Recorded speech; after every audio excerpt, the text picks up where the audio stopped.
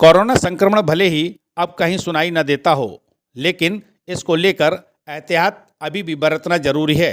खास तौर पर उन बच्चों और नागरिकों को जो अभी कोरोना वैक्सीन लगवाने से वंचित हैं। ऐसे लोगों को चिन्हित कर उन्हें वैक्सीन का डोज लगवाने के क्षेत्र में काम कर रही MPVHA संस्था के पदाधिकारियों ने करेरा के नेताजी सुभाष चंद्र बोस बालिका छात्रावास में JSI के सहयोग से M-Right परियोजना द्वारा हेल्थ व एजुकेशन से जुड़ी एक्टिविटी का आयोजन किया, जिसमें कोविड-19 वैक्सीनेशन संबंधित प्रश्नोत्तरी प्रतियोगिता, चित्रकला प्रतियोगिता आयोजित की।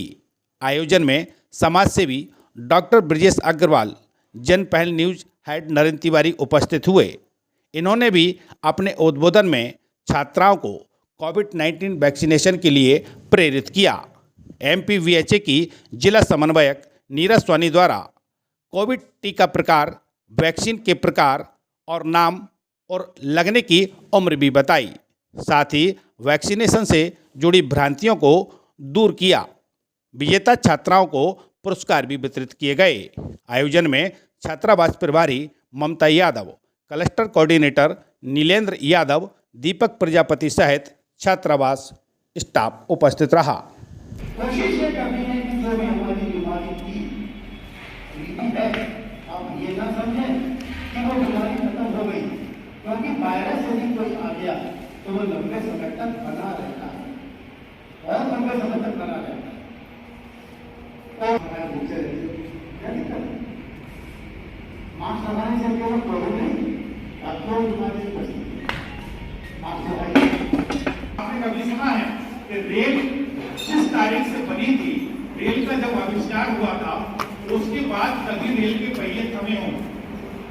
क्या आपने सुना है कि हवाई जहाज जब बना, हवाई जहाज बनने के बाद कभी भी एक ऐसा दौर आया जब हवाई जहाज ने उड़ान भरना बंद कर दिया, ऐसे निकलना बाहर बंद हो गया। घर के किसी व्यक्ति को जो बाहर से ड्यूटी करके आ रहा है या किसी और कारण से आ रहा है, उसको हमें छूने में डर लगता था। और बचने के लिए क्या करना है? हमको सावधानियां बरतना है, साथ में हमको वैक्सीन लगानी है। शुरुआत वैक्सीन की किससे हुई? जो हेल्थ डिपार्टमेंट के लोग थे, जो पुलिस विभाग के लोग थे, या जो ऐसे लोग थे जो कि कोरोना संक्रमित लोगों से पहले दौर में लड़ने की बात कर रहे थे या उनके संपर्क में आ रहे थे, तो सबसे पहले वैक्सीन उनको लगी। फिर जिनकी उम्र 60 साल तक की थी उनको लगी। बाद में धीरे धीरे ये उम्र का दायरा घटता गया और अब वैक्सीन किसके लिए लग रही है? बच्चों के लिए वैक्सीन लगवानी है। जिन बच्चों को गांव में वैक्सीन भी लगी है और वो भले ही छात्रावास में नहीं है, उनको भी चिन्हित कर सकते हैं आप, उनकी लिस्ट बना सकते हैं आप। उन बच्चों को भी, अपनी सहेलियों को भी आपको वैक्सीन लगवाने का दायित्व आपको निभाना है, ताकि हम सुरक्षित रहेंगे, हमारा पड़ोसी सुरक्षित रहेगा तो हमारा गांव सुरक्षित रहेगा, और हमारा गांव सुरक्षित रहेगा तो हमारा देश सुरक्षित रहेगा। इस परिकल्पना के साथ सबको वैक्सीन लगवाना है। सर ने भी बताया, तिवारी सर ने भी बताया, इसके साथ जैसे हमने अभी आपको बताया था कि हमारा प्रोपोर्शनल डोज भी दिया जा रहा है, यानी तीसरा डोज है ना, और तीसरा डोज पूरा हमारा फ्री ऑफ कॉस्ट। और ये हमारा जो 4 अभियान चले थे अमृत महोत्सव अभियान के दौरान, तो हमारा 28 सितंबर जो था वो लास्ट था, लेकिन फिर वैक्सीन लेने बची और वो अक्टूबर को हमारी एक्सपायरी हो जाने वाली है। तो हर ब्लॉक के अंदर अभी वैक्सीन है। तो आप लोगों से केवल इतना निवेदन है कि जब भी आप अपने परिवार में बात करें तो जिसके 2 टीके कंप्लीट हो गए हैं वो बूस्टर डोज जरूर लगवा लें, क्योंकि वो तीसरा डोज उनका कंप्लीट हो जाएगा।